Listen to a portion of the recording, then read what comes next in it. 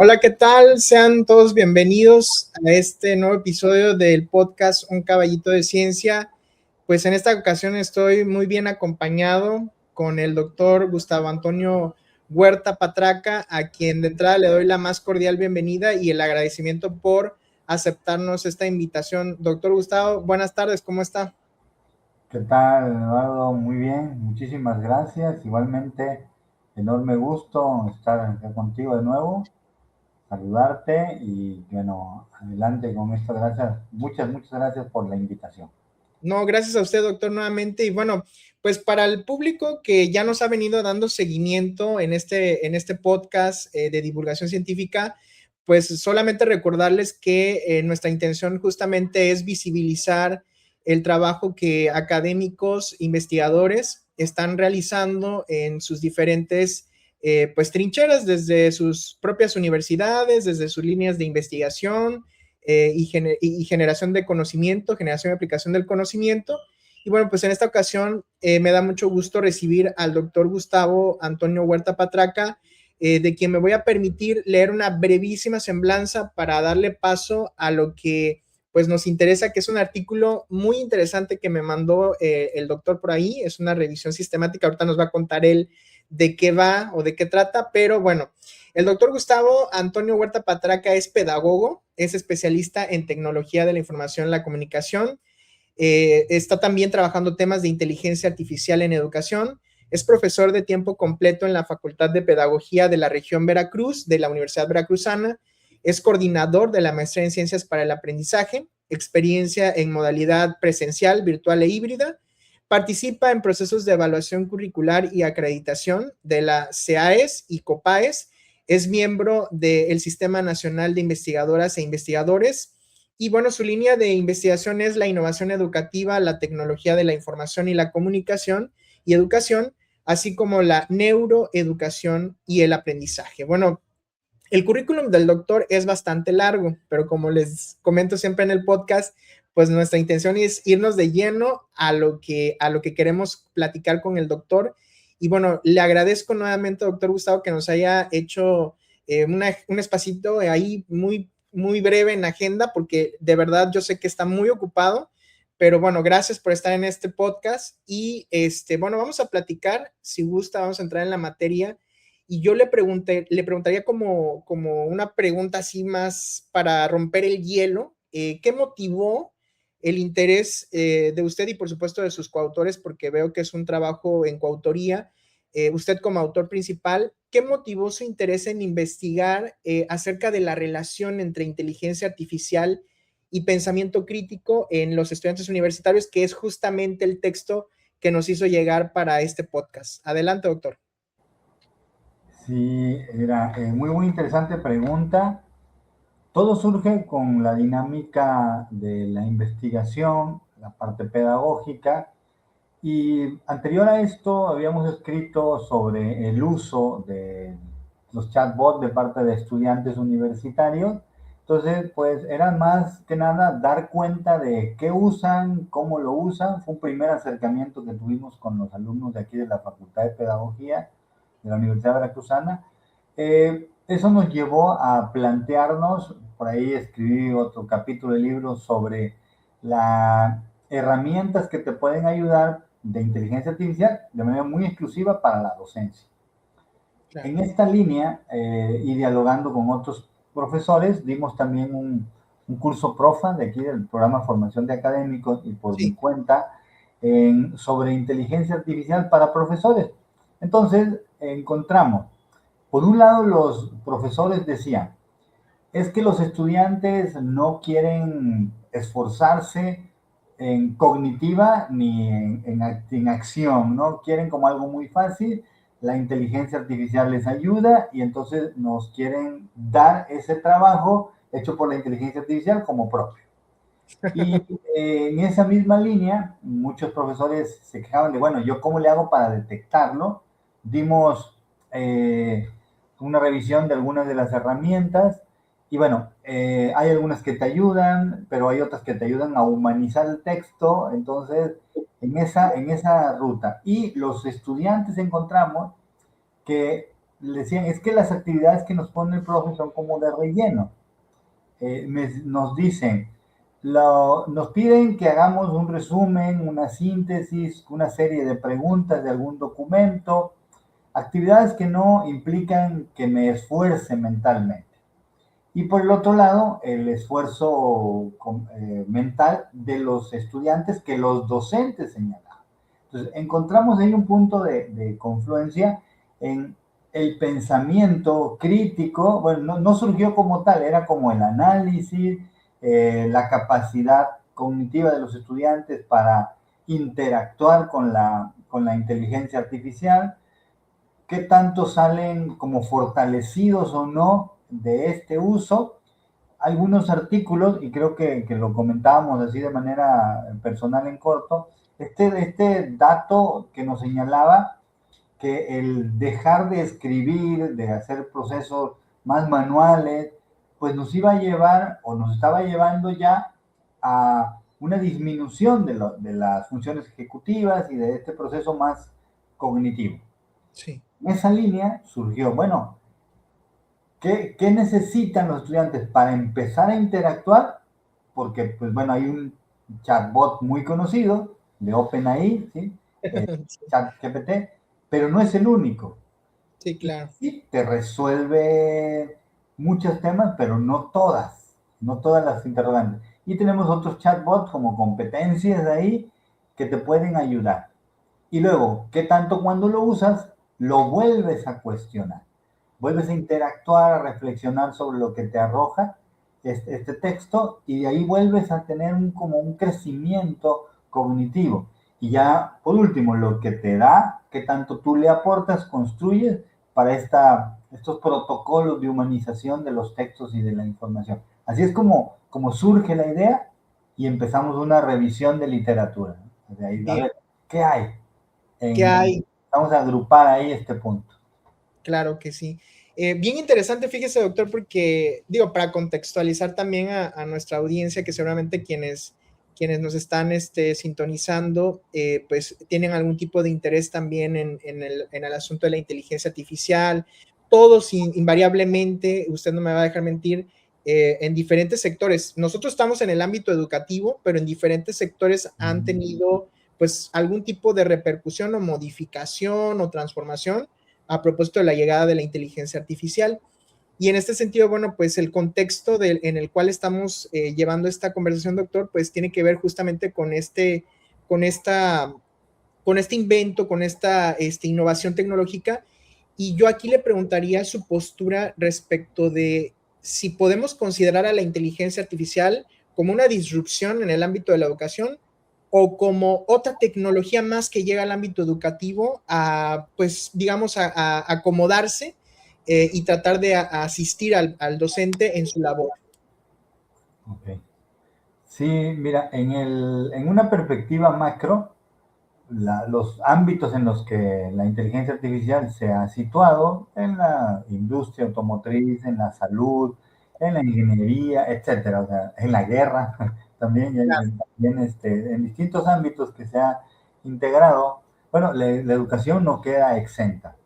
Cierto es que los modelos más robustos, más completos y de paga no están en lo educativo, o no quedan como al alcance inmediato.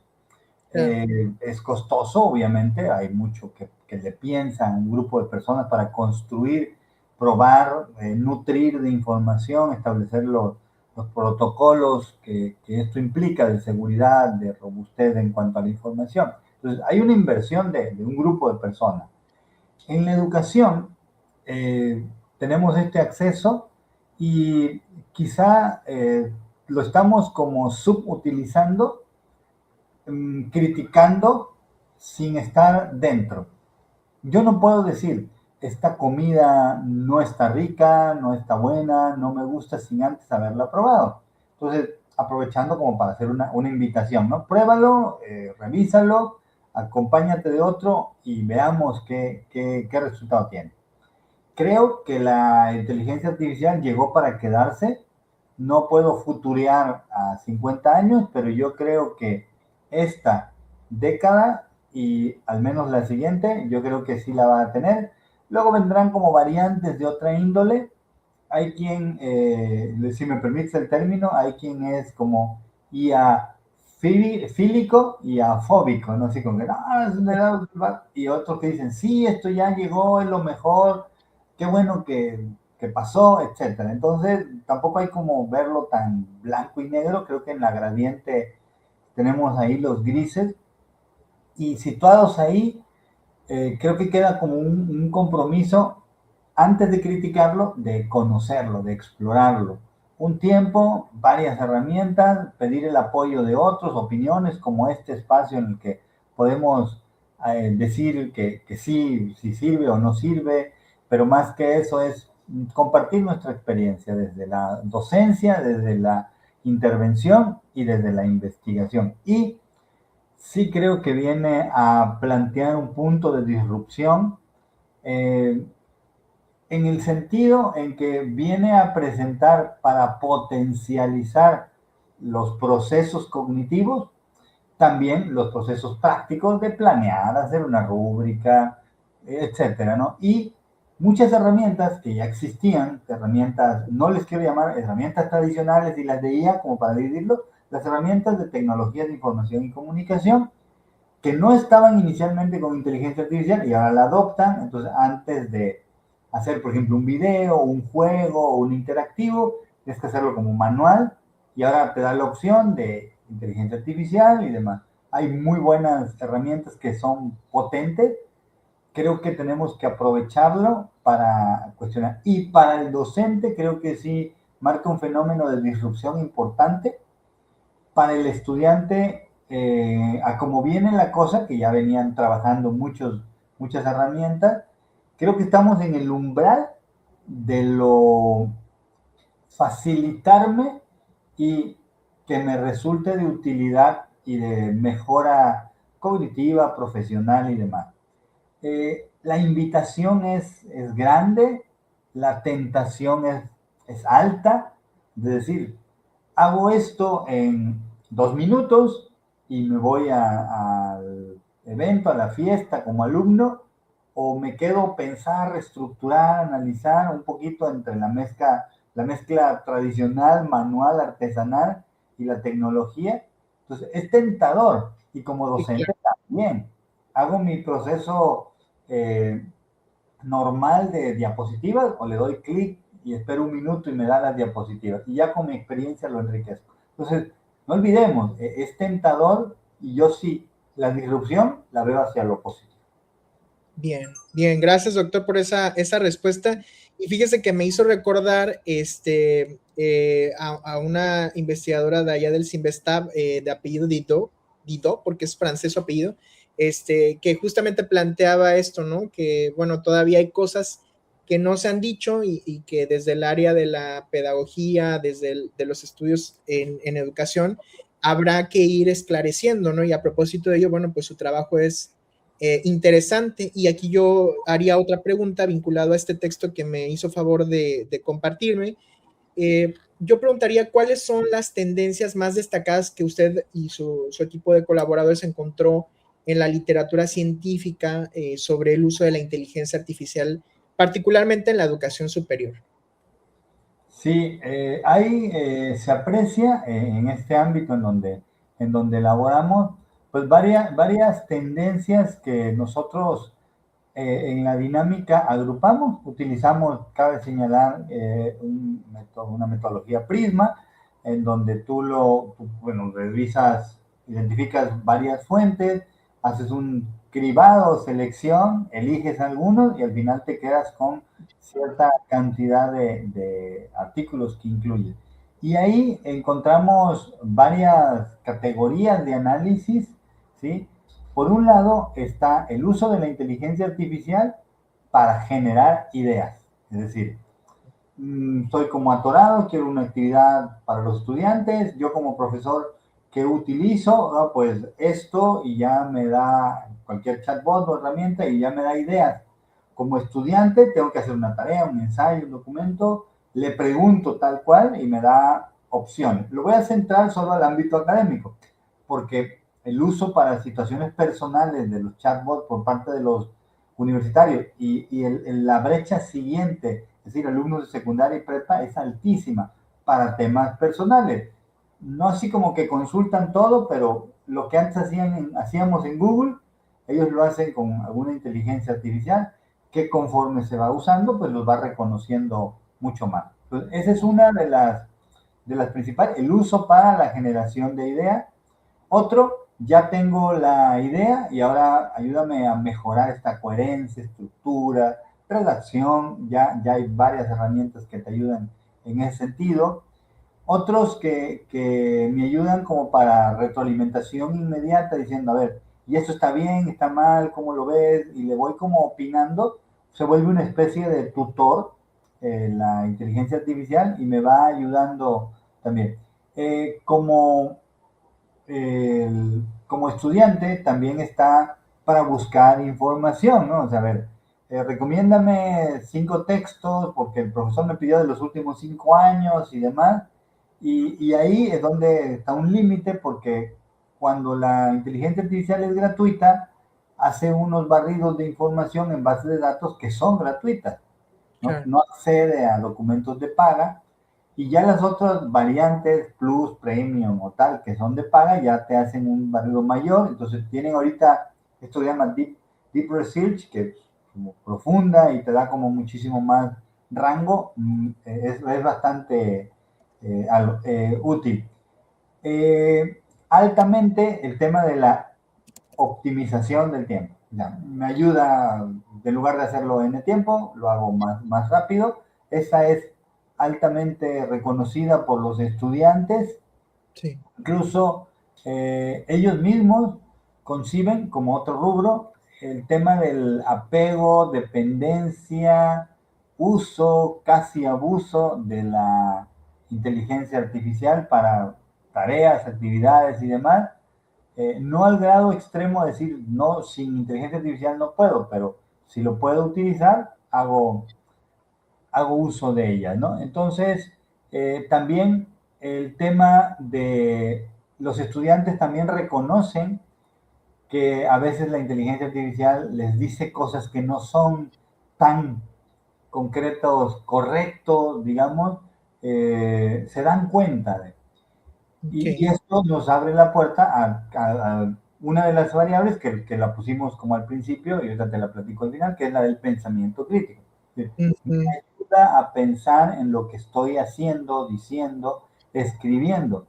Le pregunto y con lo que me deriva de resultado, yo puedo reacomodar, volverle a preguntar, volver a estructurar, etc.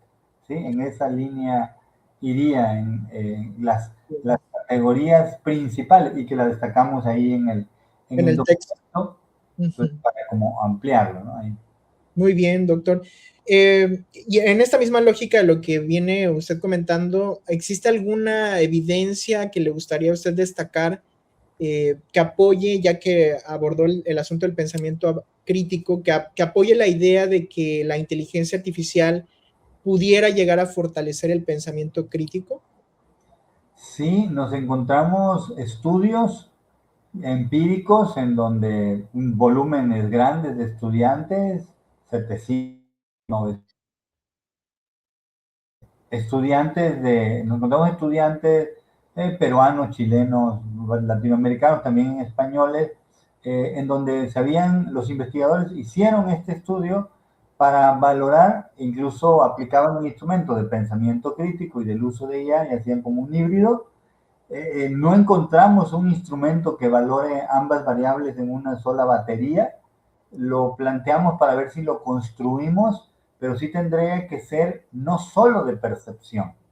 Es decir, si tú pones una escala muy de acuerdo no tal, pues buscas percepción y el qué tanto conoces, la inteligencia artificial te ayuda, muy de acuerdo, pero percibe, no es de valoración de conocimientos y habilidades.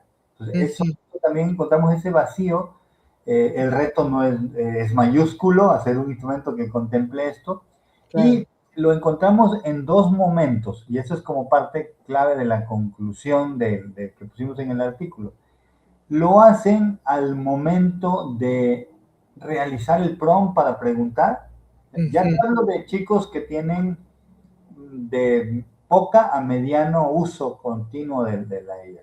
Los estudios no valoran a los que por primera vez lo han trabajado, ¿sí? Entonces, yo creo que tendríamos que valorar frecuencia y temporalidad, cuántas veces lo uso a lo largo de tanto tiempo, y separar por subgrupos poblacionales, porque en los que le hacen un empleo medio, digamos, mediano en cuanto a tiempo y frecuencia, entonces, a frecuencia y temporalidad, encontramos que dos momentos. El primero, cuando van a plantear el prompt, si lo revisan, redactan, si le estoy preguntando lo que quiero, lo que en mi mente está para obtener cierta información.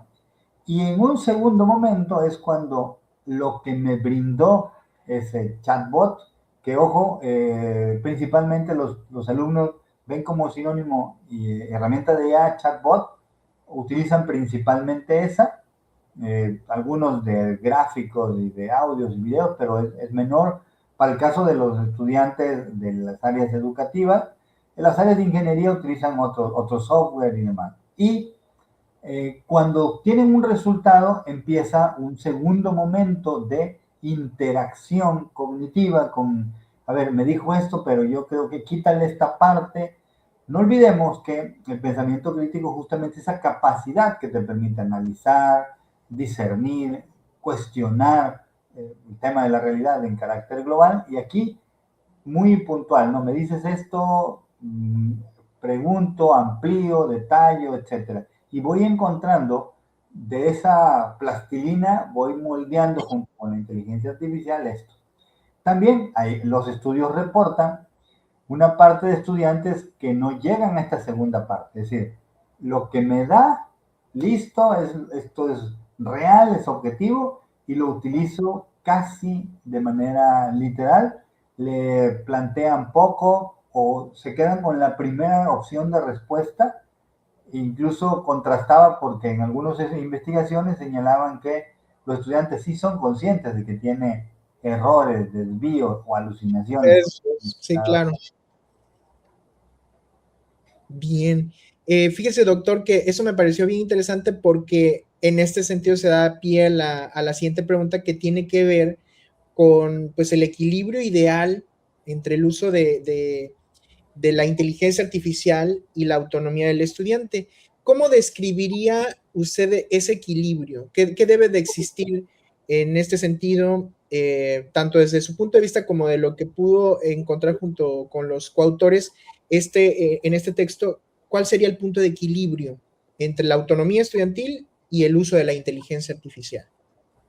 Sí, justo la autonomía es una dimensión del pensamiento crítico, cuestionar, identificar, analizar, y bueno, también este tema. Sí hay estudios que dicen que lo opuesto, más dependencia que autonomía, y ya esperan como que la IA me lo resuelva sin yo tener que profundizar, cuestionar y demás. De ahí que digan que son como muy pragmáticos y poco curiosos, es como consecuencia. También es cierto que muchos de los estudiantes lo utilizan como para un trabajo apoyado en esta construcción, y para eso, derivado de este trabajo, ya al final te voy a platicar una estrategia, si es que se puede llamar así, no es como tan profunda, pero sí acciones específicas que yo estoy implementando en el aula y con profesores que he capacitado del que utilicen cierta cosa derivado de este estudio, ¿sí?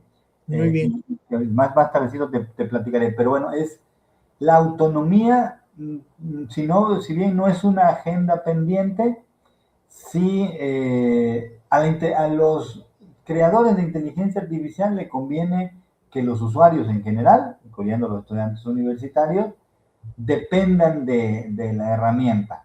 Sí, claro. Entonces, eh, te voy dando información, te voy considerando, te mando como planes, promociones, te amplío, te doy más token, más tiempo, te suelto un día libre, la versión plus, y ellos de eso ganan, ¿no? O sea, conviven, que el estudiante conviva. Entonces, hay estudiantes, y aquí sí, recuerda que, es decir, el estudiante ya trae un pensamiento crítico antes de interactuar y se va a ver reflejado en la primera interacción con el prompt. Y hay otros que hasta la segunda o pueden no llegar a la segunda y solo lo que me dé de allá me lo quedo o cuestiono, dialogo y amplío el conocimiento. Entonces, estamos hablando, sí, así como estadísticamente, que el 40% sí tiene esta autonomía, pero ojo, ya traen un bagaje. Que la inteligencia artificial por sí misma promueva el desarrollo del pensamiento crítico, no encontramos estudios, no hay evidencia científica sólida que lo plantee, con unas Sí. muestras amplias y de varios estados, países o regiones, al menos de América Latina. No revisamos en esta ocasión literatura en inglés, que quizá por ahí también podríamos ampliar, y es como una de las limitaciones del estudio que hicimos. Bien, doctor. Bueno, aquí me salgo un poquito de la pregunta que tenía ahora para plantearle, porque es bien interesante esto que está diciendo. Entonces, aquí digamos, la función mediadora de las y los docentes cobra relevancia, ¿no? Por esto que está usted comentando. Si no se desarrolla por sí mismo, digamos, o de manera orgánica el pensamiento crítico, pudiéramos entonces pensar que hay pues una capacidad, una agencia importante en la figura del docente de mediar el proceso para el desarrollo de ese pensamiento crítico, ¿no es así? Sí, si bien es cierto, no hay evidencia que soporte el hecho de que no ayuda, también es cierto que no hay evidencia sólida suficiente como para decir afecta o atrofia, ¿ok? Claro. Entonces, estos dos puntos fílicos y fóbicos del uso de la inteligencia artificial por los universitarios no está tan grave, Sí, situándonos en los grises de manera más neutral o al menos objetiva, sí, nos da panorama en donde sí, el docente lo tiene claro. Ahora, ¿qué implica? Que yo como docente conozca, o sea, tenga las bases teóricas, la aplicación de estas, tenga este uso ético responsable de que tanto se menciona, la parte actitudinal y axiológica también implicada en esto, y que yo lo promueva, le enseñe, le muestre, y un punto clave aquí es el modelamiento, o sea, mira, esto se hace así y funciona así. Lo ves aquí, yo lo utilizo aquí, acá. Yo soy pedagogo, mis estudiantes son pedagogos aquí en la licenciatura. Entonces, otros estudios que traigo a colación ahorita que señalan que los estudiantes de secundaria, prepa, universidad están necesitados o hábitos de modelos profesionales a seguir, modelo de una persona, de un profesional. Entonces, tienen al alcance más a estos youtubers, influencers, muy buenos unos, otros no tanto. Entonces, eso otros es lo que pésimos. consumen, eso es lo que consumen. Entonces, Sí, claro. En lugar de quejarnos, ¿por qué no construimos un modelo de docente al que también quieran seguir? Claro. Entonces, lo cierto es que los docentes tenemos un factor clave, tenemos que capacitarlos. Yo lo veo como en su momento fue la educación sexual. O sea, Ujú, te decían, no, vamos a darle educación sexual a los niños de primaria, secundaria.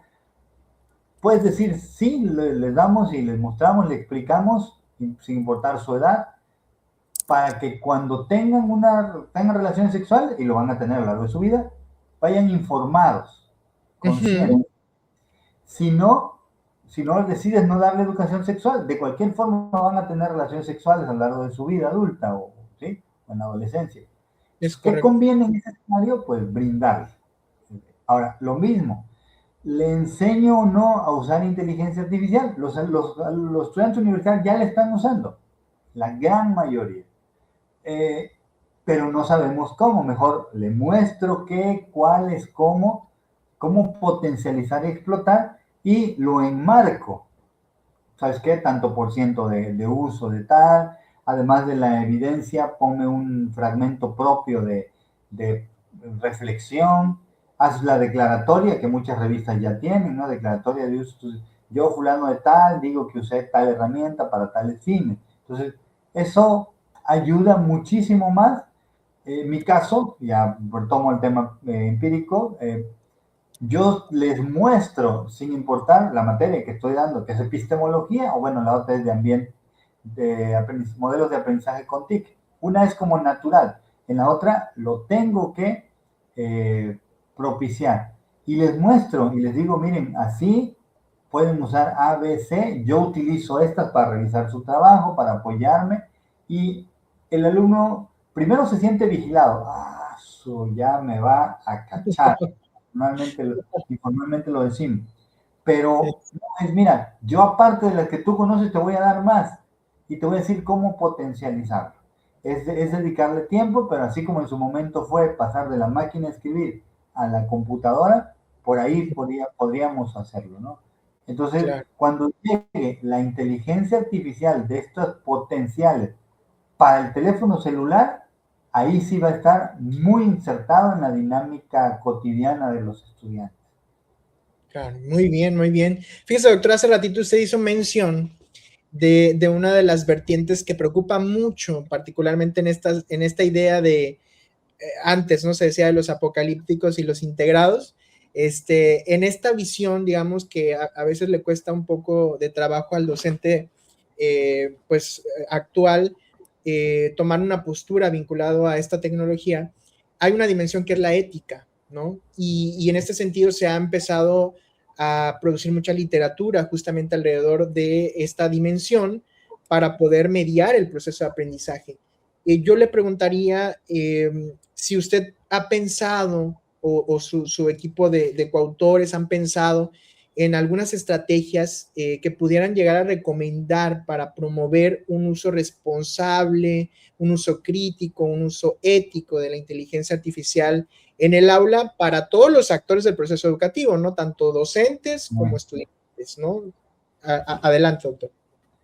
Claro, mira, cuando me ha tocado darle pláticas, charlas, talleres a los profesores y les muestro una que es para hacer diapositivas, donde le pones el título, enter, escoges el color y mágicamente, dirían ellos, genera todo, entonces tengo mis 10 diapositivas y dicen, no, pues ya. Y luego la puedes descargar para editarla, genial, o sea, dicen, no, pues ya tengo con qué hacerlo rápido y demás.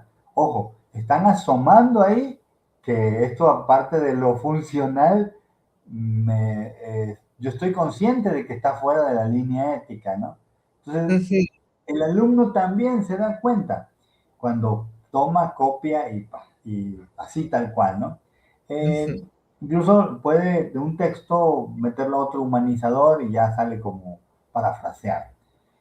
¿Qué estrategia? Y lo que te comentaba hace rato, lo que yo utilicé y lo estoy experimentando con mis estudiantes este semestre, ya lo compartí con otros colegas y con otros profesores que estoy dando el curso, incluso al ratito, en la noche, bueno, ya más noche, daré otra charla a profes de bachillerato Y básicamente es una portada en donde van los datos de la Universidad Veracruzana, de la evidencia, todos los datos del docente, del alumno. Y lo que sigue es un recuadro en donde se le llama así, Declaratoria de Uso Responsable y Ético de Inteligencia Artificial. Y le pongo un texto, en este espacio debes de señalar la herramienta, para qué utilizaste, cómo fue tu intervención o interacción con esto, qué porcentaje representa, ¿sí? Y algún elemento adicional que quieras como agregar. Y ahí le pongo un ejemplo. Yo, fulano de tal, declaro que utilicé la herramienta tal para búsqueda de información, para parafraseo, etcétera, que lo digan. Y esto representa un tanto por ciento, además lo supervisé, revisé que las fuentes existieran, no lo sé. Y luego otro cuadro abajo, con otra instrucción que dice, reflexión de lo aprendido. Y ahí le pongo la instrucción, en este cuadro expresa con tus palabras, así tal cual, entre 6 y 10 renglones como mínimo de lo que aprendiste de esta evidencia. ¿Sí? Y abajo ya viene la evidencia como tal, el mapa mental, el cuadro comparativo, etcétera, ¿no? Y las referencias, que son como la estructura. Pero con esas dos, creo, porque así va en ese, no tengo todavía elementos, lo estaremos declarando en un tiempo, unos meses, cómo ayudó o no a esta parte. Entonces, en las evidencias, ahora hay que esperar que los alumnos lo usen y que lo declaren de manera objetiva, ¿no? Porque utilizo 80 y declaro 30, 20, y si les pido, de acuerdo a algún común, no hay nada escrito ni lineamiento rígido, un 30% es bueno, válido, recomendable. Arriba de eso ya no. Bien, bien, bien. Muy bien, doctor Gustavo. Fíjese, hay una pregunta que la tengo que hacer porque pues nos compete ahora sí que aquí en la Universidad Veracruzana se ha trabajado, o bueno, ha habido algunos esfuerzos institucionales por digamos, plantear cómo la universidad quiere entender la IA generativa, ¿no? En ese sentido, bueno, hay un manifiesto ya que sacó la universidad hace algunos meses de cómo, pues hacia dónde va la ruta, se convocó incluso también a la participación de la comunidad a través de una página de internet que habilitó la propia Universidad Veracruzana a que mandáramos pues un poco iniciativas de cómo entender este manifiesto desde otras facultades.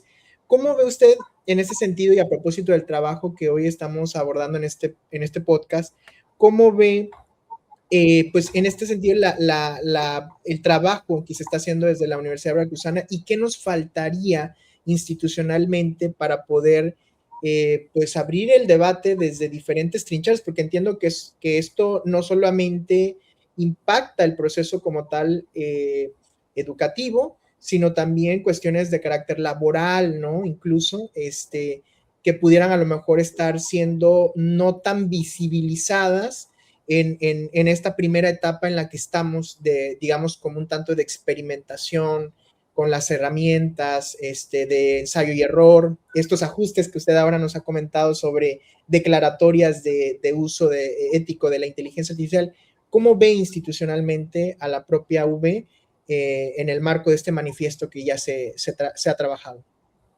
Sí, el manifiesto creo que ha sido, o sea, eso es una muy buena propuesta, lo reconozco, se aplaude esa y todas las que surjan porque es de la misma comunidad. Creo que ha faltado un poco de difusión para masificarlo y llegar a todos los estudiantes. No sé, habría que buscar las vías. La Universidad Veracruzana, por las regiones y todo, Sí. es compleja en sí mismo, en su dinámica. Entonces habría que buscar esto, trabajarlo con los estudiantes, eh, pasar a intervenciones, a investigación, acción, pasar a investigaciones ya más cualitativas, cuantitativas, realizar como talleres, charlas, capacitaciones presenciales, virtuales, híbridas, que lleguen al estudiante. Nosotros somos lo que los estudiantes logran llegar a hacer y proyectar. los académicos tenemos también otro rol, y entre ambos podemos probar este tipo de iniciativa. Me parece bien, el manifiesto está planteado de arriba hacia abajo, es decir, de la institución hacia el aula. Yo creo que tendríamos que aterrizar ya en acciones más específicas, ya que andan varios manifiestos rondando por ahí, pero ¿qué tanto los estudiantes del día a día en el aula? O sea, si yo voy ahorita aquí a FACICO o a Pedagogía y les pregunto del manifiesto de UB, y si ya lo leyeron, qué dicen, si están o no de acuerdo, creo que por ahí nos quedarían como a deber, entre Claro, académicos y entre estudiantes, por un es lado. correcto. Y por otro, ¿qué ha hecho si le preguntamos a los alumnos, ¿qué ha hecho tu profesor para promover el uso responsable y ético? Poco y nada, creo que encontraríamos. Me estoy adelantando y no quiero ser catastrofista, quiero Sí, sí. presentar. Estamos en una investigación que vamos a hacer con profes y estudiantes a ver qué nos encontramos, y yo creo que tendremos una respuesta interesante ya en unos meses también. Y estos estudiantes están concibiendo quizá lo ético como lo hago pero no lo digo pero que utilicé poquito o menos, o de plano más hacia lo antiético, responsable. No hay sanción, no Claro. sé, más allá de que le bajen puntos, le regresen, pero si eso llegara a suceder y el estudiante dice, compruébemelo que el 100% lo hice con IA, como te dice, creo No que hay, no hay marco normativo, ¿no? no Es hay. correcto. Y digo, bajar, yo sí soy como de a pie, a los estudiantes, a los profesores y demás, con iniciativas de lo micro a lo macro. En política pública hay dos formas, de arriba hacia abajo y de abajo hacia arriba, top and down y bottom up para hacer política. Yo creo que algo así tendríamos que hacer, iniciativas de abajo y también iniciativas de arriba, ¿sí? Para que se empalme más tipo sándwich que una línea, ¿no? Es correcto, más invertir también un poco de abajo hacia arriba, ¿no? ¿Qué está pasando en las comunidades? Oiga, Sí, doctor, regresando al tema del artículo, fíjese que a mí me llamó mucho la atención, pues que utiliza usted con sus autores la metodología Prisma. ¿Por qué fue fundamental el uso de esta metodología en la revisión? Y qué tan, digamos, satisfechos quedaron la selección, digamos, de la información de los artículos finales y cómo fue ese proceso, si nos los puede describir un poquito. sí, mira, cuando decidimos, ¿no? Vamos a hacer una revisión para ver qué hay en torno al pensamiento crítico. Lo hicimos como parte de otra investigación en curso sobre ya más empírica con estudiantes y profesores. Entonces nos llevó a hacer esto, pero ya cuando vimos, digo, bueno, ya lo tenemos, vamos a sistematizarlo, ¿no? Hay que hacerlo, ¿ok? Entonces nos dimos a la tarea de revisar bases de datos, fuentes diversas, y nos encontramos esto, digo, pero ¿desde dónde? ¿Cómo lo armamos? La metodología Prisma, que tiene sus etapas, es muy recomendable para revisiones sistemáticas, para metaanálisis, y que nos da un paso a paso. Vas de lo macro a lo micro en cuanto a la cantidad de artículos, estableciendo los criterios, los lineamientos. Cuando buscas en bases de datos distintas, corres el riesgo de que haya duplicados, te permite eliminarlo. Tienes también la posibilidad de establecer tus criterios de inclusión, tus criterios de exclusión, encontrar textos completos, y al final te vas quedando con los más significativos, los que sí van de lleno al punto medular. Sí hay varios explícitamente así que coinciden en el título, ¿no? Casi pensamiento crítico, inteligencia artificial en universitarios, de tal, ¿no? Cambian el contexto. O Sí, perspectiva cualitativa, de tal. Son pocos los que lo explicitan tanto, pero tuvimos que tomar otros que están ahí, pensamiento crítico, procesos cognitivos, como implícitamente, tangencialmente de la mano con este tema del pensamiento crítico. Esta metodología probada, incluso para estado del arte y metaanálisis es como buena, o sea, ya está probadita, tiene ABC, y también tanto para el que lo hace como para el que lo lee. Entonces, Claro. ahí se conjugan, ¿no? Lo hacemos ABCD y lo estructuro para un lector novel o para un lector experto, conocedor, y en ambos casos surte un efecto positivo. Bien. Muy bien, doctor. Oiga, una pregunta ya de cierre. Nos estamos perfilando hacia el cierre de esta entrevista muy interesante. La verdad que ha sido muy enriquecedora y muy amena la entrevista, doctor. ¿Cómo visualiza usted el futuro del pensamiento crítico en el ámbito de la educación superior? Pues ya con la integración creciente que estamos teniendo de la inteligencia artificial generativa. Ok. Sí, creo que es posible que la inteligencia artificial generativa nos ayude a fortalecer el pensamiento crítico, no a desarrollarlo desde cero, ya trae como un bagaje. Se espera que el estudiante universitario ya traiga un bagaje. Lo voy a poner como así, mira, un rectángulo y así como dividido, ¿no? Quedarán dos triángulos. Yo creo que en principio debe haber más acompañamiento del docente y que del estudiante en el uso de la inteligencia artificial generativa, que le indique, le paute, y entonces esta se va reduciendo y esta se va ampliando. De modo que cuando llegues como a la mitad, ya tanto el estudiante construye, colabora, participa de manera más crítica, interactuando, como el profesor lo va dejando más autónomo. Y pasado un tiempo ya logrará mayor autonomía el estudiante, menor participación o dependencia del profesor y de la herramienta en sí. ¿A qué vamos con esto? El usar solo una herramienta te limita el pensamiento crítico, no estás siendo crítico para elegir opciones desde ahí, ¿no?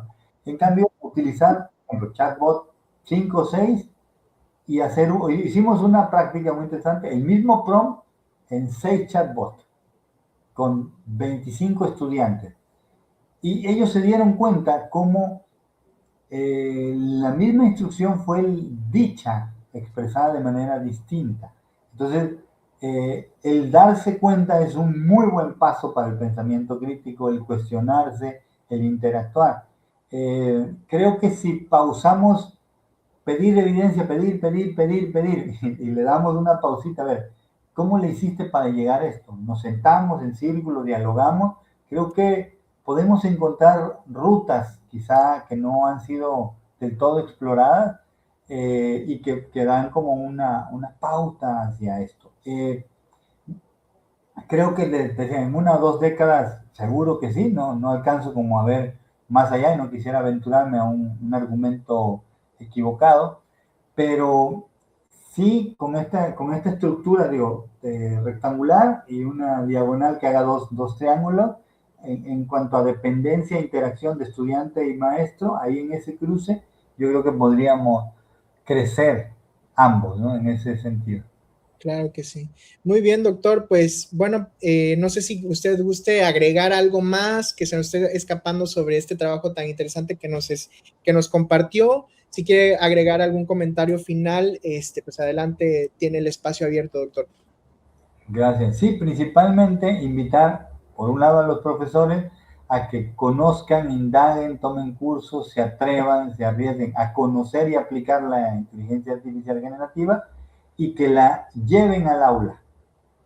En una pruebita, una clase, ya sea para crear materiales didácticos de evaluación, etcétera, o para utilizarla en tiempo real con los estudiantes, presenciales, virtuales o híbridos, y a los estudiantes a que no se queden con una inteligencia artificial, sino que planteen bien las estrategias para redactar su prompt, su petición, y que lo que obtengan siempre lo cuestionen, ¿sí? O sea, Claro. que van a repreguntar, dirían los abogados, ¿no?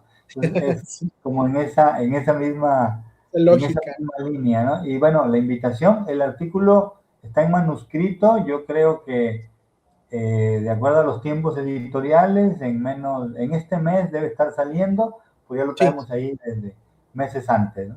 muy bien, doctor. ¿Nos puede compartir algún correo electrónico con el cual la audiencia se pueda contactar con usted si quieren ampliar, si quieren tener acceso a información, contenido, etcétera? ¿Algún correo electrónico? Y lo ponemos aquí abajito de nuestra Claro que pantalla. sí, mi correo electrónico te lo anoto acá en el chat, es Sí, claro. Gus Huerta de mis iniciales, Gustavo Huerta Patraca, Sí, gushuerta@ub.mx, universidadveracruzana.mx, ese es mi correo institucional sí, y ahí tienen acceso, me pueden preguntar y demás, claro. ampliar esta parte y bueno, en el perfil de Google Académico pues hay varios. Los tiempos no han dado, pero están en proceso 4 textos. Yo creo que en este mes sale uno y el otro sí va a salir como por noviembre, pero vamos caminando en esta misma línea de la inteligencia artificial generativa. No todo, o sea, divido 3 bloques. Se puede hacer investigación, se puede hacer intervención, es decir, ya más didáctica, y se puede Sí. hacer innovación. Mi práctica cotidiana le agrego la IA, lo aderezo a ver qué resulta. Entonces, atrevámonos como docentes a pasar estos, al menos los primeros dos. Si el rol docente investigador o investigador le toca como el otro principalmente. Claro, muy bien. Muchas gracias, doctor, por esta entrevista tan interesante, tan amena que tuvimos esta tarde. Le agradezco mucho. Ahí está el correo del doctor Gustavo Antonio Huerta Patraca, gushuerta@v.mx, para quienes lo quieran contactar, le quieran solicitar alguna información o asesoría. Con mucho gusto el doctor ahí les puede atender. Y doctor, bueno, no se me vaya, acompáñeme por favor a despedir a la audiencia y después de que termine nuestra cortinilla de salida, no se me vaya para que nos podamos despedir fuera del aire. Fíjense, pues que como ustedes ya lo saben, este es un podcast educativo, un podcast de divulgación científica que tiene la intención justamente de visibilizar el trabajo de investigadores, de académicos que están pues trabajando diferentes líneas de investigación y aplicación del conocimiento. Y bueno, pues aquí vienen a un espacio en un sentido de compartir esto y de divulgar la ciencia. Así que muchas gracias por el favor de su atención y nos vemos en un próximo episodio de Un Caballito de Ciencia. Hasta la próxima y muchas gracias, doctor, otra vez. Muchas gracias, saludos a todos. Gracias por la invitación. Gracias, hasta luego.